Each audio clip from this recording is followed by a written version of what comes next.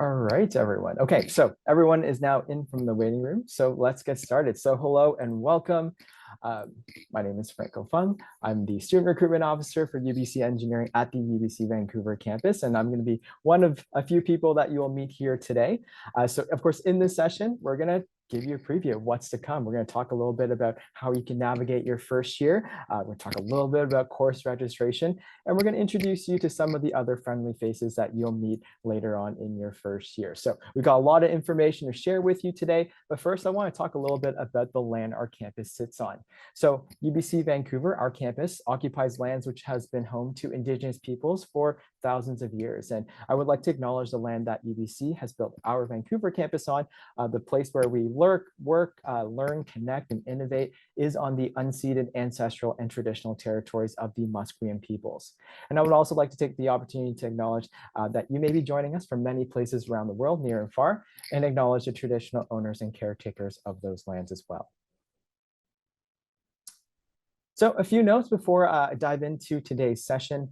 A reminder that there are a few functions to help you customize your experience here with us today. So if you are experiencing any audio or video issues, you can adjust these through the settings below, which you can find the different options on the bottom of your screen.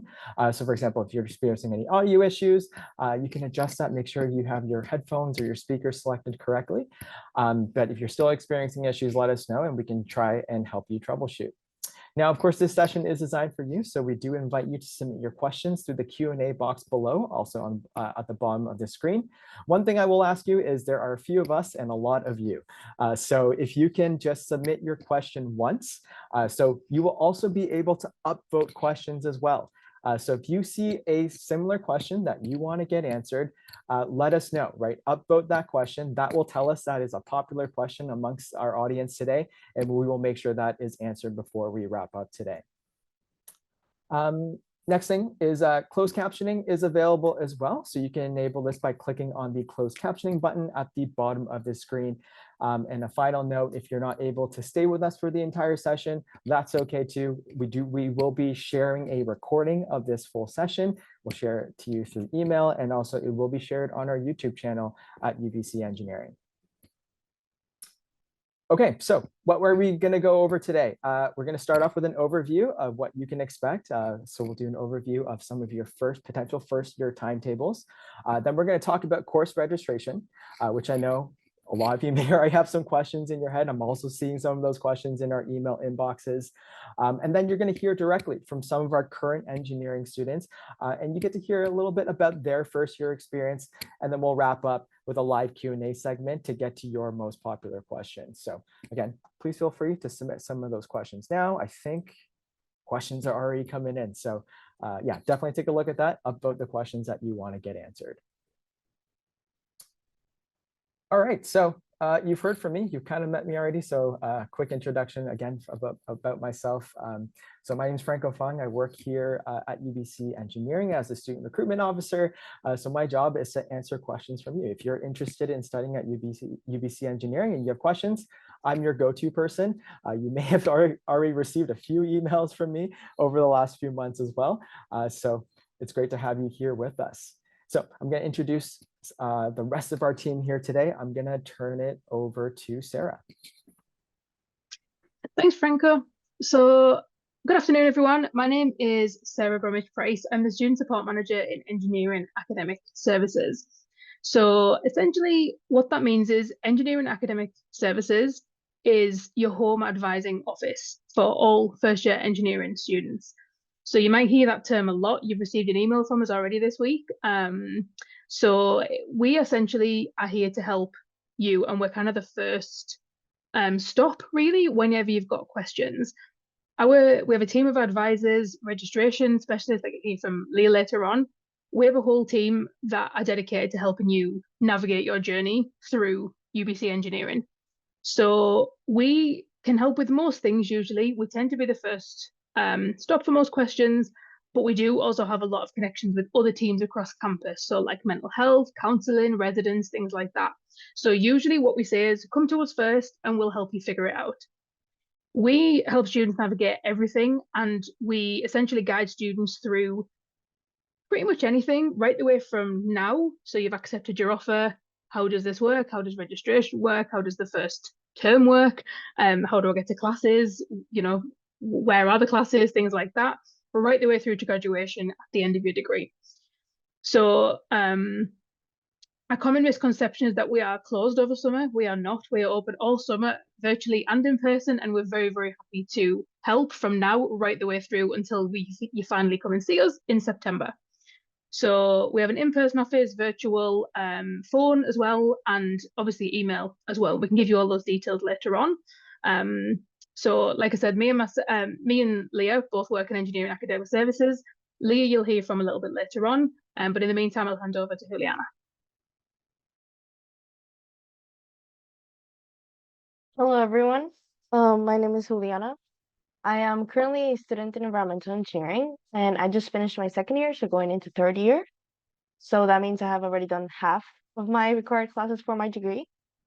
I am also an international student from Colombia, and I moved to Vancouver solely for UBC engineering.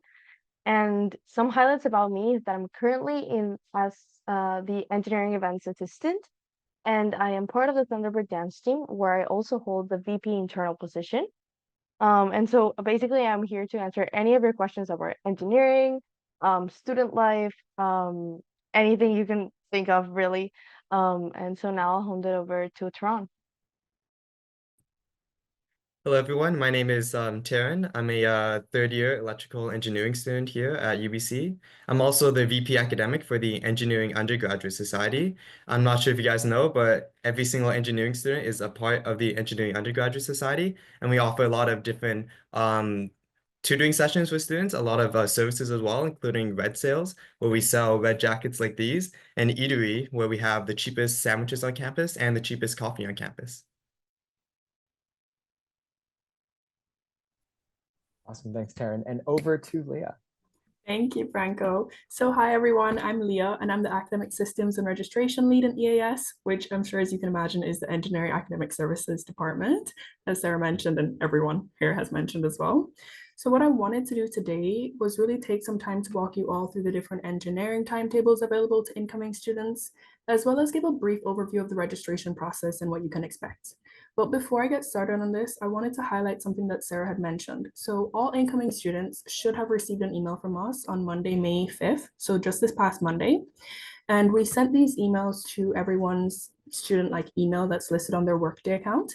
So I would encourage, if you haven't seen this email, please go ahead and check your junk folder.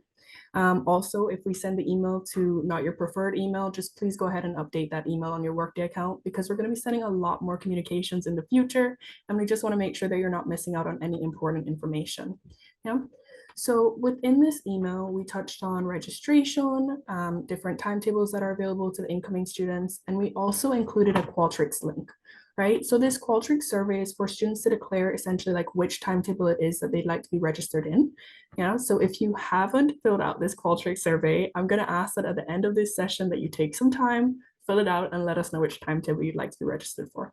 Yeah, so let's get into the different timetables. Yeah. So we offer, as you can see, 5 different timetables, right? I'm going to be going through in more detail about these, but as you can see, this slide highlights the differences between the timetables. So if we're looking at the first timetable, which is a general engineering timetable, this is a timetable that majority of our students are going to take, right? You'll see that this timetable has engineering courses, chemistry courses, math courses, and physics. So you have a combination of our engineering courses and then science courses. And then you have courses that students are going to need to self-register for, right? I'm going to touch on the registration process a little bit later, but in terms of the courses that you need to self-register for, students are going to be expected, if they're registered in the general engineering timetable, they're going to be expected to register for Words 150, which is basically your English communication course, or an equivalent course. And you're also going to be expected to register for humanities elective, right? With our other timetables, with the pre-biomedical timetable, which we commonly refer to as PBME, this timetable has some differences to the general engineering timetable. You can see them highlighted in bold. So just to walk through it, you see that BMEG 101 is substituted for APSCI 101. You see Chem 121 and 123 taking over for Chem 154. And then you also see BMEG 102 coming in for Physics 159. Because of the number of credits that this timetable takes, we only ask that students register for Words 150 or an equivalent course. So that's the only action that a student needs to take on their part if they're registered in this timetable. PBME timetables are actually only by application, so we can only register students into this timetable if they've been accepted into that timetable. The deadline for this timetable has closed, but I do want to say if any students here are interested in biomedical engineering program in year 2 and above, don't worry, you can take a general timetable and still be placed in biomed. Yep.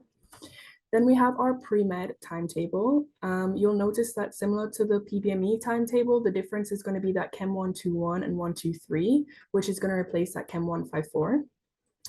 This timetable is also like only by application, and the deadline for this is going to be May 15th. So you can find more information on our website about this. And then this timetable, I would say, is really for those who are interested in pre-medical, right? So maybe you want to study medicine at the end, right? So this would be the timetable that would probably be one that we'd carry you towards. Yeah. You also notice that for this timetable, students will also be expected to register in that Words 150 or equivalent, as well as that humanities elective. Yeah. And then we have our honors math timetable. So I want to think of the honors math, or I want to say we should think of the honors math timetable as a general timetable with just a modified math schedule, right? So you see that math 120 and 121 are going to be replacing math 100 and math 101. So this timetable is honestly for students who are really interested in solving complex math problems. I like to say that this timetable is just funsies, honestly. I say that because like it's an immense amount of work, as all the timetables are, of course, but you have Math 120 and 121, they're 4 credits each, as opposed to 3 credits for Math 100 and 101. And then it's also going to mean that you're spending longer in a class for those courses. Yeah. Students who take this timetable are also expected to have scored a minimum of 95% or higher in their Calc 12, right? So that's the only way that you'd be eligible to take this timetable. You'll also see again for the self-registration part that you'll be doing as a student that you would need to be registering for Words 150 or equivalent, as well as humanities elective. Yeah. And then our last timetable is going to be our physics deficient timetables. So the physics deficient timetable, if you are physics deficient, this would have been noted on your admissions letter. So what this means essentially is that you're coming in September without physics 12. And so what we do to satisfy this requirement is we're going to ask that you take physics 100 in term 1. And so the reason why we say this is because physics 12 is a prereq for physics 157, right? So students in this physics deficient timetable would be taking physics 100 and physics 170 in term 1, and then physics 157 and 159 in term 2.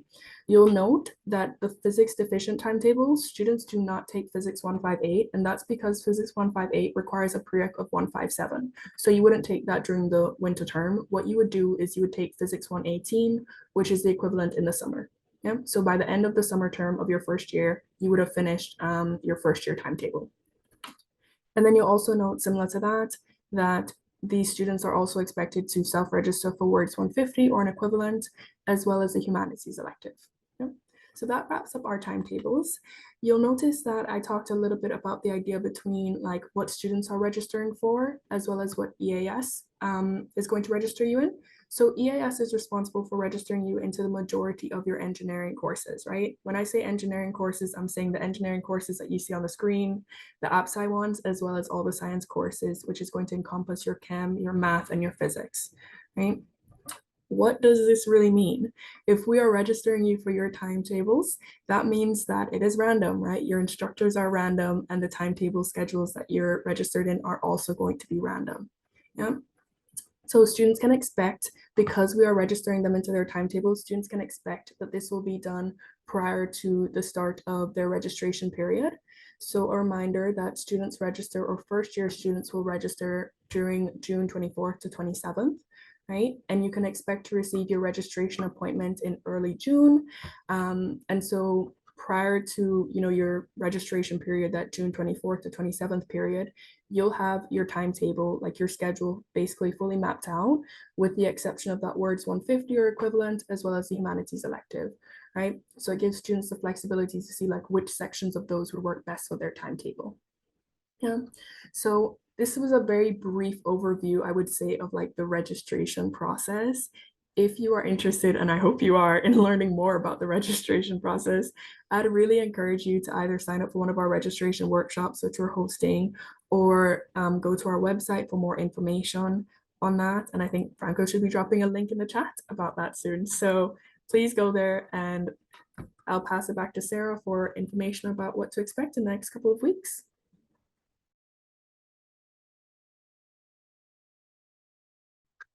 Perfect. Thank you, Leah. So if you could just go to the next slide, please, Franco.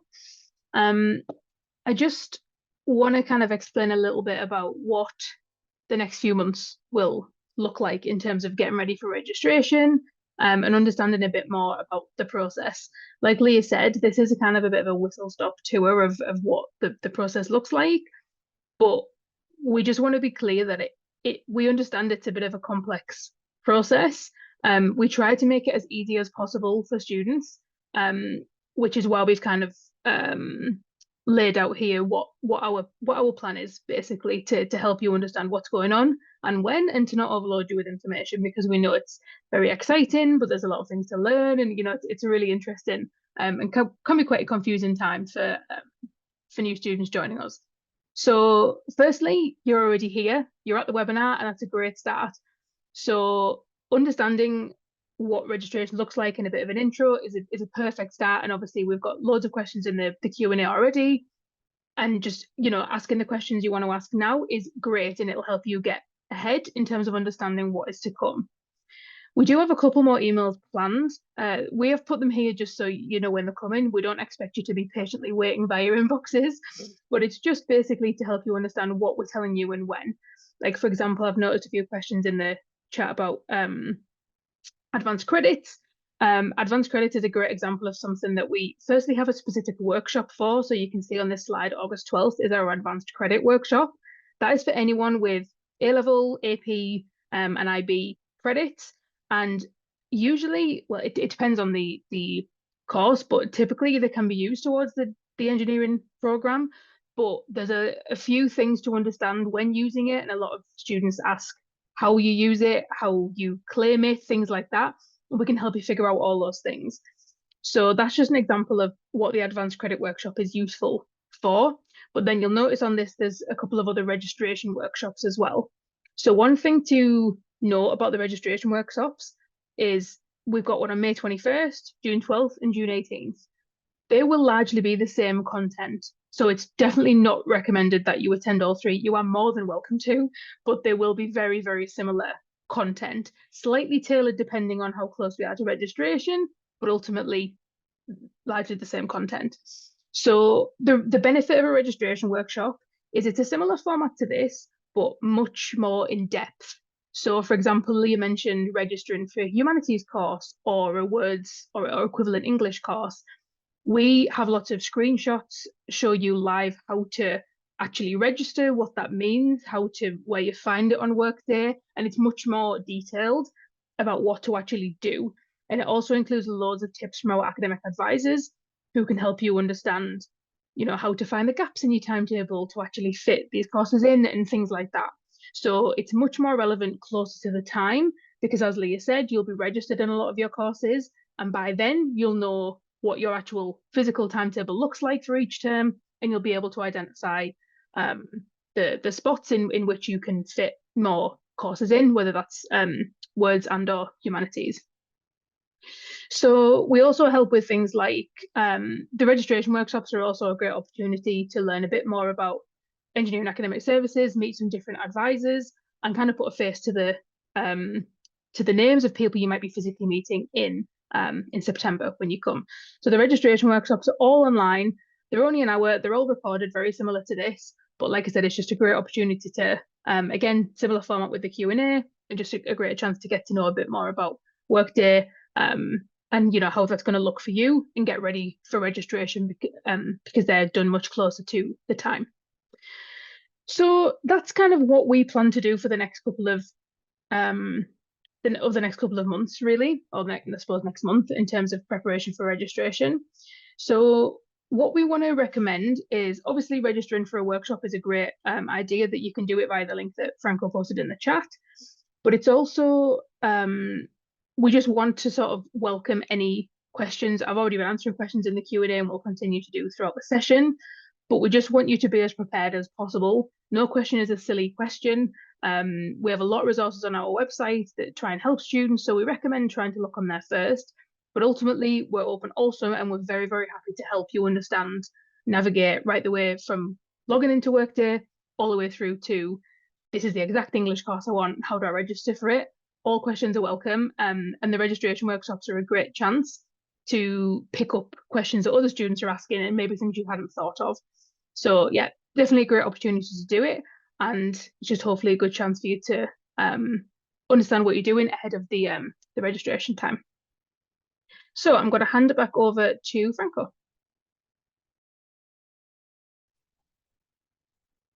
Awesome. Thank you both for sharing that vital information for our students. I know that probably answers a lot of those questions that you have about kind of what timetables, what courses are available for me in first year, what timetables can I select? Hopefully that gave you a good preview of that. So thank you both for that. And now I'm going to introduce our students. So we have two students with us who you met briefly earlier, and they are ready to share a little bit more about how their first year went and maybe some tips and tricks that they've learned along the way that they would love to share if they were starting first year again, what they would recommend to students. And so I think who we'll start with, let's start with Juliana. Thank you, Franco. Yeah, so hello everyone. My name is Juliana. I hope you remember. But just to start off, I want to talk to you a bit about the courses in foundational first year that we just went over. So apart from getting registered into them, you will basically get all the basics an engineer should get. So it is really useful to do this foundational first year, regardless of which specialization or program you're going into, because it is that basics and skills that every engineer should have. So regardless if you're in like computer engineering or mechanical engineer, you can communicate and understand when a chemical engineer or an environmental engineer talks to you. It is also really helpful if you are unsure on which program you want to go into. So I know that a few of my friends didn't know what they want to do, which program they wanted to choose. So in first year, you will get to see all of the different disciplines and hear from the professors or attend the program fairs, and you can learn more about each option and then decide which one is best for you. Now onto like my favorite course of first year, I would probably have to say it was APSI 100 and 101 because this is a really interesting course. Both courses are taught in a group setting. So you will actually take the classes and do your projects and homework and everything with your group. And this group is assigned to you at the beginning of each term. So it's also a great way to make your first friends in UBC engineering. But it is really cool because you are taught the UBC, the engineering design process through modules and projects. So the first project in APSI 100 is the cardboard chair. So as soon as you get into university and start your first year courses, the first homework you're going to have is to build a cardboard chair. And it's going to get tested. They're going to throw some heavy tests at you. But it's really cool because you get to take hands-on activities and actually use the engineering design process that they teach you in those classes. And then for APSI 101, you already know the design process. So this project is a little bit more complex, but it's really fun because you get to decide an automated claw. So you get to use hand tools to use metal, and then programming to use Arduino and C++ code to compete against the other teams in your APSI 101 section. So how it goes is when you have your automated claw, you will go into your studio, which is like kind of like the tutorial apart from your lectures, and you will get your claw to work and grab an item from a point A and drop it at point B. And you will have to do this with as many objects as you can in a short amount of time. And then you will see if you won. So it's really fun and competitive. And it pushes you as an engineering student to create the best claw. So it's all super fun and cool and it's amazing. But it's definitely a big change from high school. I'm not gonna lie to you. Especially if you're like me and you're an international student, you are moving across the country to study university. So you're not only adapting to new courses and new ways of learning, also adapting to a new country and maybe even a new language. So don't worry about it. I know it's a lot, but UBC has a lot of resources that are there to support your time here. Academically speaking, you have both professor and TA office hours. You have AMS tutoring, EUS studying sessions, and many more. In my experience, I believe that professor and TA office hours are the best way to get your questions answered in the best way possible because they are really detailed and it's your professor telling you the answer, so you know it's most likely correct. And it's also a great opportunity if you want to maybe go into research or get a job with them because they will now get to know you. In your first foundational year, there'll be over 400 students maybe in your lectures. So it's really hard for professors to remember you by name. If you attend your office hours and show your interest, it's more likely that they will remember who you are. Um, Also, just making friends in UBC engineering it's a great way to transition through university. Um, if you have a few friends in UBC engineering specifically, you can also create a study group and study for your exams or midterms together. And this was really helpful for me because I excelled in chemistry, where one of my other friends was excelling in the physics courses, and so we would help each other out whenever the exams came. And so overall, just to sum it up, I think UBC engineering is an incredible opportunity for you to embark on. There will be challenges, but they do not compare to the growth you will see in both your knowledge and yourself as a person as well. My top tip is not to worry about prior content knowledge. I know I've received a lot of questions about like what should I prepare, which content should I study before getting to university. And my answer is nothing. Just know yourself and how you learn best. Sometimes you will have to learn a lot of content in a really short time. If you know that you learn with flashcards or videos, this will save you a lot of time. So knowing yourself and how you best learn is my top tip, and it will come in clutch and really beneficial for you. But yeah, that's basically my big spiel. I will stay silent now, and I hope you guys, if you have any questions, I'll be more than happy to answer. So yeah, over to Franco again. Thanks so much, Juliana. I think one thing that when you talked about the cardboard chair, I think what adds to the challenge of that cardboard chair is students aren't allowed to use any like adhesives. And I've talked to, if you've joined some of these webinars before, you've heard me talk about the cardboard chair. You're not allowed to use like any adhesives, no glue, no tape or anything like that. And that's a challenge, right?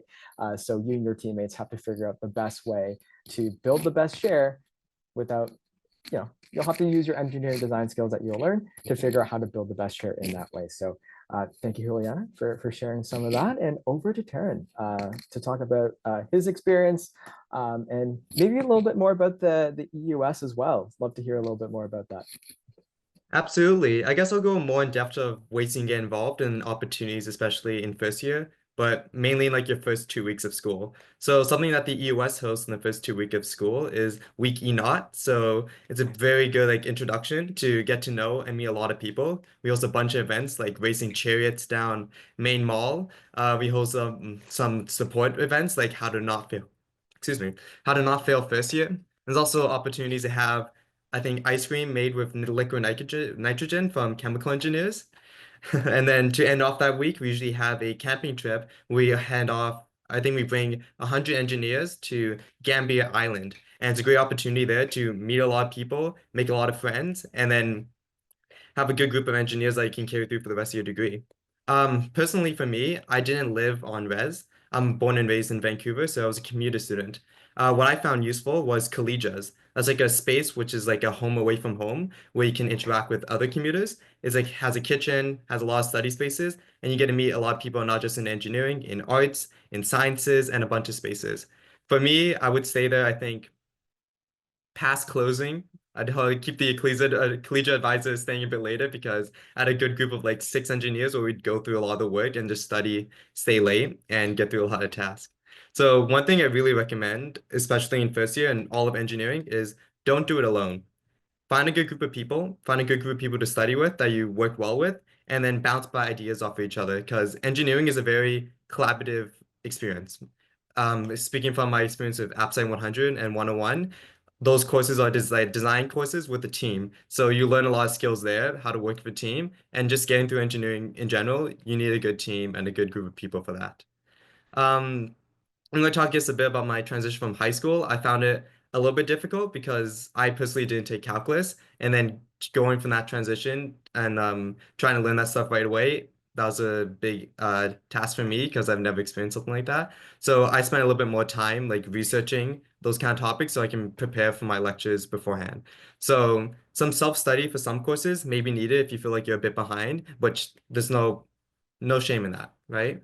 And then to keep track of everything, I had like a calendar system. So in my first year and in my second year, and also my third year, I'm planning as well to keep the system going because it's been so helpful. Just having all my courses on a calendar so I can view when office hours are, when I have to go to class, where to commute from, when my assignments are due, and then ticking them off as well because I find it so satisfying just to tick off courses on there. So yeah, that's my general advice I have to give for first year. Back to Thank you. Franco. Yes, thank you so much. I love that you mentioned you shared that you were a commuter student. Of course, I think a lot of high school students from the local area they think that if you're not living on residence, you're missing out on something, and that's just not true, right? As mentioned, we have these collegia, these gathering, these common spaces on campus where again you can hang out on campus, do your work, meet new friends right here. So don't feel like you're missing anything. You'll get an equally amazing student experience as well during your time here with us. Okay, so thank you both for sharing that. One other thing that I will also plug in here is talking about the transition from high school to university. You will be added to an online course very soon. So that'll be our Get Set UBC engineering course. In there, we'll give you some more resources to get prepared for your first day at school. There will also be some summer transition webinars that we'll invite you to. So again, more resources will be coming to you very, very soon. Like I know, for example, in the Canvas course, for example, maybe you are concerned about going into first year chemistry, right? We'll have some review modules for you in that course as well. So if you want to review some concepts, that is also available for you. Okay, so that is kind of the formal stuff that we have kind of prepared for you. So now let's go into the live Q&A. So a lot of questions are coming in. Let me just open up that Q&A box again to see kind of what are the most popular questions, and we can start digging into those. Okay, so right now, currently most upvoted is, this is a popular question. I've seen this a few times as well. What model or brand of computer or iPad is recommended for engineering at UBC? So I have an answer. It is on our frequently asked questions page on our academic advising site. But does anyone want to answer that, or I can go right into it? If not, I will go into it then. Okay, so I will share this answer also in the chat as well, so everyone has a copy of it. But overall, minimum specifications that we recommend, we're looking for an Intel Core i5 minimal, ideally an i7. If you have minimum 16 gigs of RAM, ideally 32, minimum 256 gigabyte hard drive, a dedicated graphics card, and of course the latest updated operating system and updated antivirus. You will also recommend, of course, built-in camera or a webcam, or you have access to a webcam. And also, of course, a headset with a microphone. So maybe you have like some online meetings you can participate in. You'd be able to participate in those events fully as well. So that's kind of the specs that we usually recommend. I will again copy and paste this into the chat just so you have that there for your reference.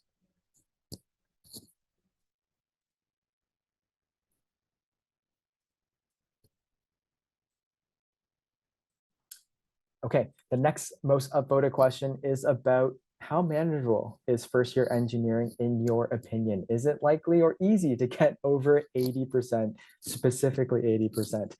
Does anyone have any thoughts or opinions on this?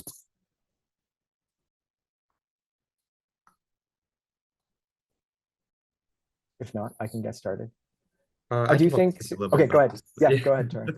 I Yeah. think it is manageable. At least for me, I took a reduced course load as well. Like I didn't take my words and I haven't taken my humanities electives. So just taking a smaller course load like that, I found a bit more manageable to go through all that.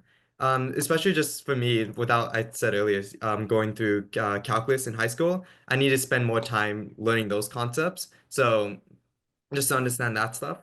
But yeah, I think if you have a good group of people and you reach out, especially to upper years, I think that's probably my greatest advice I can give. Talking to upper years and getting advice and tutoring support from them, because a lot of them have gone through similar courses, gone through the exact same experience, and they want to see you succeed. They don't want to see you fail like they probably did. So yeah, I do believe it's manageable. Just gotta go out there, ask people for help, ask people for support, and then know your limits and that kind of stuff.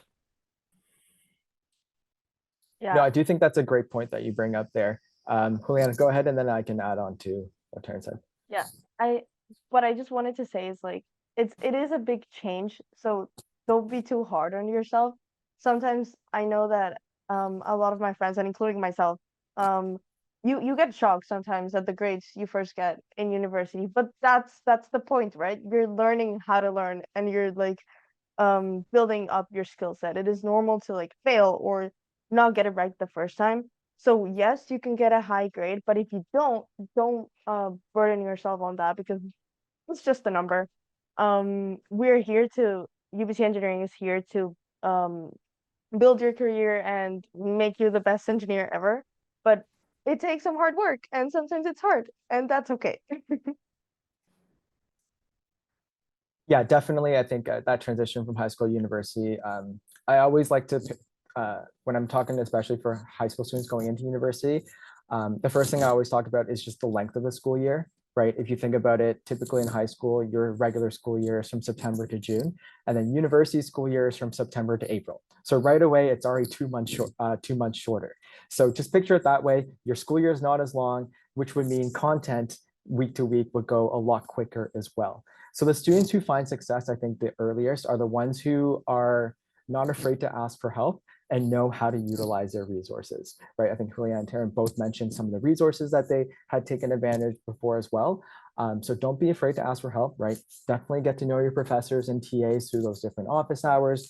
Don't be afraid to go do a tutoring session. I know the EUS hosts a lot of study sessions, study halls. They also provide you with food, because these usually are in the evening as well. So if you also want to get a meal out of it, they can provide that for you too. So typically those tutoring sessions are run by upper year students who again have gone through that experience, and they can also transfer some of those tips and tricks that they've accumulated and can pass that on to you as well. So overall, definitely think it is manageable. It is possible to succeed in first year, but it's all about knowing your resources and not being afraid to ask for help if you need it. Sarah and Leah, from a advising perspective, any tips and tricks as well for students that may not have been mentioned? I'm just going to jump in here. I think it's all been covered, honestly. Like university is really about having fun and figuring out yourself, right? And you do that while you're in any program, right? And yeah, so I'm excited to see what the future is going to hold for everyone. Awesome. Thank you. Okay, so hopefully that helps with your question. If you have a follow-up, let us know. Okay, the next most popular question, most upvotes. Let's see if I can refresh this. Oh, Sarah, I see you have a question marked live, and this is the most upvoted right now. A little bit about transfer credits to first year courses. So go ahead. Yeah, so this is a great question, and thank you for using the upvotes. Because I was going to answer it typed and then realized that it was quite a common one, so I thought I'd answer it live instead. So this question is specifically about guaranteed placement.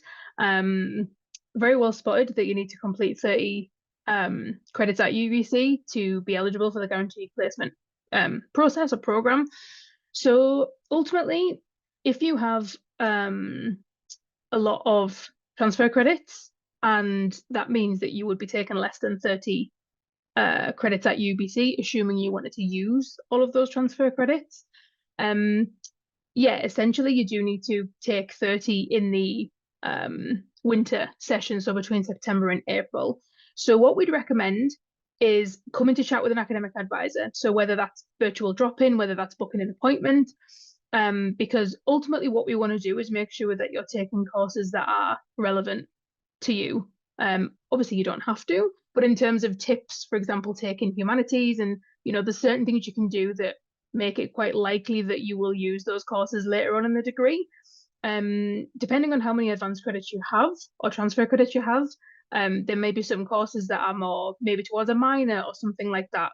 So ultimately, if you find yourself in that position, please just come and speak to engineering academic services or an academic advisor, because we can help you figure out a course plan that's more specific to you and help you understand the pros and cons of using that guaranteed placement or maybe not using it if you've got a lot of advanced credits.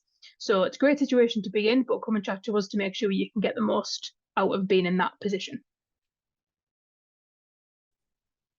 Awesome, amazing, thank you. So hopefully that answers that questions for that for you. Let us know if you need a follow-up. Okay, Leah, I see you have something else marked down as well. Go ahead. Yeah, perfect. Thanks, Franco. So what I wanted to respond to live was just the words equivalent and humanities equivalent courses. So there's just a question about what are the courses that a student can take if they're not taking words 150 to satisfy that English communication requirement. So if a student is not taking words 150, you could take English 110 or 111. And then for the humanities, we have a whole slew of courses that are available to students who want to take different humanities, right? So what I would recommend doing is really going to our EAS website. I'm going to drop the link in the chat for our humanities and social science requirements. And there's a table on this website that will tell you like the different courses and which ones can be approved to satisfy this requirement. So just go ahead and do that. Perfect, thank you. All right, next question, most popular one that we see right now, gaining access to maker spaces in first year. So like 3D printers, soldering irons, and things like that. Does anyone have any thoughts on that?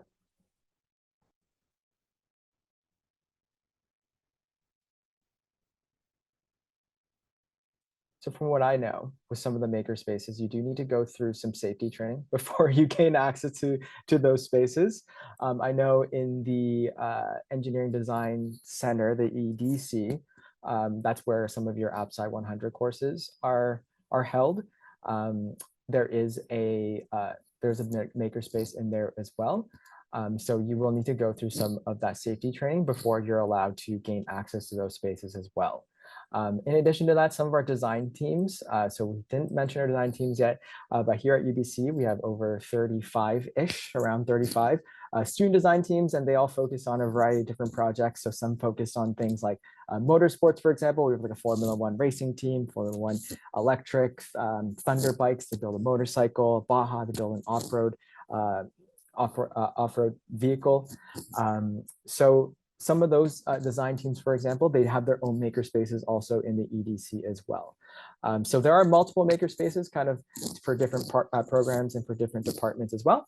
And so usually you would just head into those spaces, chat with the staff, and then they'll be able to let you know how you can gain access, whether it's through a booking system or whether it's specific training you need to complete before making use of those spaces. Okay. Next most popular specialization as well. This is a question it's talking about, can you pick multiple specializations? So I'm assuming when you talk about specializations, it could also encompass things like minors. I know, like, for example, in mechanical engineering, there's specific special options that students can pick as well. I don't know, maybe Leah or Sarah, do you want to talk about specializations? Yeah, I can answer this one. Perfect. So ultimately, we have what's called a program placement process, and that happens usually at the end of year one. And ultimately, students choose rank the program. So when we say program, we mean things like mechanical, electrical, computer engineering, civil, environmental programs like that. So, and as Franco said, they sometimes, for example, mechanical, they might have options within mechanical. So like mechatronics, aerospace, things like that. So we primarily deal with, you can ultimately choose one program like mechanical, but then once you're in mechanical or sometimes slightly before, you can like pre-pick a more specific specialization within that. So the term specialization is usually used to refer to specializations within a program. So, but usually we can understand what you mean when you're asking that question, but typically that's how that goes. So basically you choose one program. So for example, mechanical, there might be specializations within that, but you would only pick one. Typically, you may be able to switch between specializations, but that happens a bit later on. But typically that's how that would work. And then you can also have a minor, and we do allow students to take minors, and there can be in a range of subjects and specializations. But so you could, for example, have your program could be a Bachelor of Applied Science in Civil Engineering with a minor in commerce or entrepreneurship or something like that. So you can have like a major and a minor, and we also do offer a dual degree as well, and with a Bachelor of Arts. But largely in terms of an engineering program, you just have the one, and then you can apply to change that at the end of second year if you want to. But we have a whole sort of a process to go through that. So ultimately, you can only have one program, but there are variations within that, and there's minors and specializations and things like that throughout. Great, thanks, Sarah. Okay. So next one, Leanna, I see you're typing an answer to this already, but do you want to share a little bit more about, next question is about balancing social life and school life, for example, joining clubs. So can you share a little bit about that? Yes, definitely. Well, I was already preparing to answer. But it is definitely like possible. What I would say is you need to keep your tasks and homework organized so that you don't like overlap everything. But as long as like you have your homework, your tasks, your maybe group meetings of your outside group module projects organized, you should definitely join a club, a design team, an association, anything. UBC has so many clubs. I think it's over 400 just in the AMS. And then in UBC engineering, we have over 35 design teams, as Franco said. So I can assure you, oh my God, with so much confidence, tell you that there's something that will interest you in any way. If you like gaming, there's a gaming club. If you like dancing like me, there's so many dancing clubs. Or if you are interested in a design team, please go ahead and join. Most students are part of a design team or a club or an association. So it is usually very popular to see that students are balancing their social life and the engineering courses. So yes, it is possible. Just keep organized and know your deadlines. But it is also crucial. For me, it is essential. I cannot do just classes.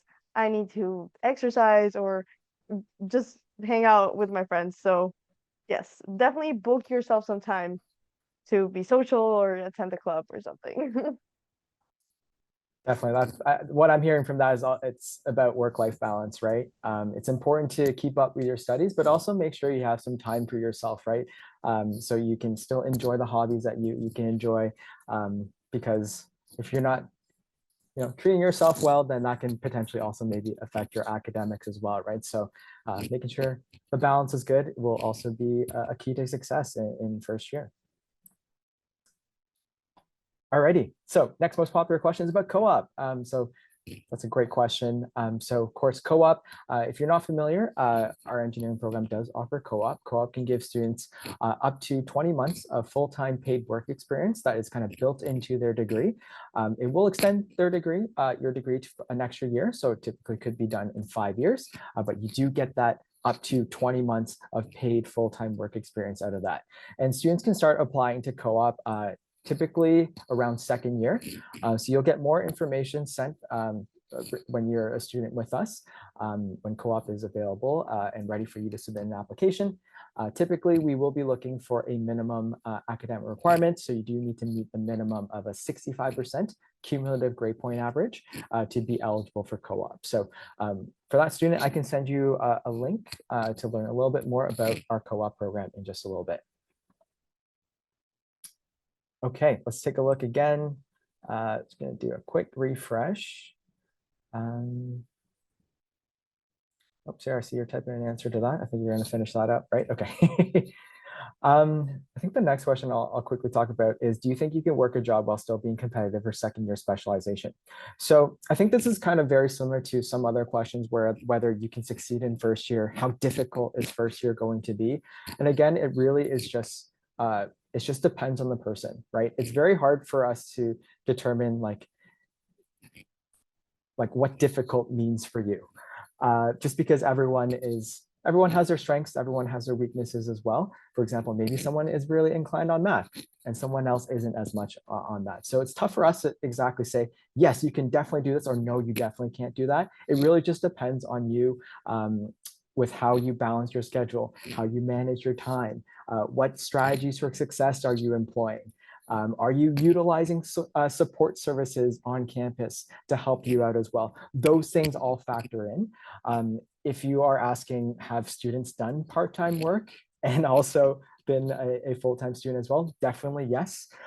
For example, like Leanna was a work learn student on our team this past year. So she was balancing school, clubs, and work as well on the side. So I think it really depends on the person again, but yes, definitely possible for you to balance work and school, just depending again on how you balance your schedule and time. All righty.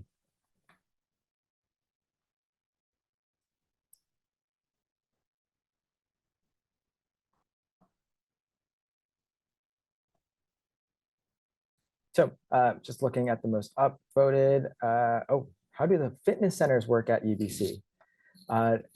Actually, any of our students may want to answer that. I don't know everything. Okay. I am aware that there's like a term fee. So you would pay like I don't want to spread misinformation. You can probably look this up somewhere in UBC websites. But it's a small fee compared to like normal gyms. And then you have access to the rec gym and the UBC Life Building gym. And so you would just show, I think, your UBC ID, or I don't know how they do this, but then you can enter and use any of the amenities. There's also, like me, I don't have the fitness fee. Have not paid that, but then there are also free uh things you can use. So for example, there's an open studio. So in there's a SRC and recreation UBC recreation website, and you can see where they have open studios. So open studios is basically just like a open classroom where there are weights, I don't know what they're called, just like basic equipment for fitness, and it's for free. So if you just like don't want to pay the term fee and you're okay with just going maybe once or twice a week with maybe a few more people here and there, open studios are also a great option. Yeah, Thanks, that's what I Juliana. know. Yes, no, definitely. There are student memberships available for students. I think a quick fun fact I'll drop is the new fitness center is going to be opening very, very soon. It's been under construction for a few years, but it's going to, of course, provide more recreation space for our community here, and students can get access to that if they decide to. And then you would be paying that student fee to gain access to those facilities there. Okay, looking at the time, it is 5:57, so we just have a few minutes left. But Sarah, I do see you have a question regarding second year placement and getting the choices that you may list out. So go ahead, Sarah. Yeah, so for placement, there's a whole webpage that goes into a lot of detail about placement. It's probably a little bit much to read right now, but if you're keen and want to take it in, then that's totally fine. The main thing in terms of this question is, yes, students can transfer to UBC or via the placement process. So especially this time of year, our advisors are speaking to first year students a lot. Now the grades are in, now you understand your average for first year. Our advisors speak to students a lot about how to rank programs on the preference form based on what you want. So for example, mechanical engineering, if you are 100% set on mechanical engineering to the point that you would like to do it at Vancouver and your second preference would be mechanical at Okanagan, then you're welcome to put that as your second choice. We always try to explain to students the reality of what that actually means in terms of moving to Okanagan, etc. But yeah, we're very happy to have those conversations with students. And like I said, every year there are students who want to do the discipline more than want to be at Vancouver. So they might put the Vancouver version first and then the Okanagan version second. And you can put Okanagan anywhere on the list. And obviously, if you want Okanagan as a top choice, you are welcome to put that as a top choice as well. But we're really happy to talk to students about the intricacies of the preference part of the placement form to help you understand how that works. But ultimately, yes, you can transfer to UBC Okanagan. Just as a disclaimer, there are very limited seats coming from Okanagan to Vancouver, but from Vancouver to Okanagan, it's usually not there's not limited seats like there is the other way around. Awesome. Thanks, Sarah. Okay, so we just have a few last minutes here before we wrap up our session. So unfortunately, won't be able to get to everyone's question. But if you want to ask those questions to us directly, I'm going to share the slide here very shortly. So where you can contact us further. There you go. So feel free to send us an email with your question, and we're happy to either help you out or direct you to the correct resource. I will also, of course, post these again in the chat, so you can have those resources on hand. So the last question, I think I'll have our students talk about this. So what's your top advice you would give? So you have 30 seconds to talk about this. What is your top advice you would give to our new incoming students? Who wants to start? Fine, I see. Generally, just get involved, meet people, meet friends. I think I said this earlier, but engineering, it's a group effort. I will not try to attempt this alone. Try to find a good study group, work well with them, and then ask upper years for help, go to office hours for help, see help where you need it, and then have a good support group. Amazing, thank you. Juliana, final Yes. piece of advice. I would say never stick with a problem. If you feel like you're stuck with an issue or something that's bothering you, definitely speak up. Your friends or office hours, or there's also counseling at UBC, so take advantage of all the resources UBC gives you, and also get involved, as Taran said. And also, I would say, just like, if you get a grade that you don't like, it's okay. It's only a number. It'll only get better. Yeah. I think it's really just, yeah, you will be encountering challenges along the way. Of course, engineering is a challenging degree, but it's also a very rewarding and fulfilling degree as well. But I think challenges, you grow from challenges personally. So you need those, that adversity before to help grow. But it's also just about like how you bounce back from that, right? You will have that one quiz where you didn't do as well as you had hoped, but that has already passed, and it's about how will you bounce back from that, right? So again, knowing your supports, knowing your resources is going to be very, very helpful. All right, so that's all the time we have for our session today. Again, thank you everyone for taking some time out of your day to come meet with us. Hopefully you were able to get something out of this session. As mentioned earlier, so you can always forward any other questions you have over to the various links and various emails. We'll be happy to help you out. So any final notes from anybody else before we wrap up today's session? No? Alrighty. Well, again, thank you for joining us here today. And we look forward to welcoming you very soon to campus in the fall. So best of luck with the rest of your school year, and we'll see you soon. Take care, everyone.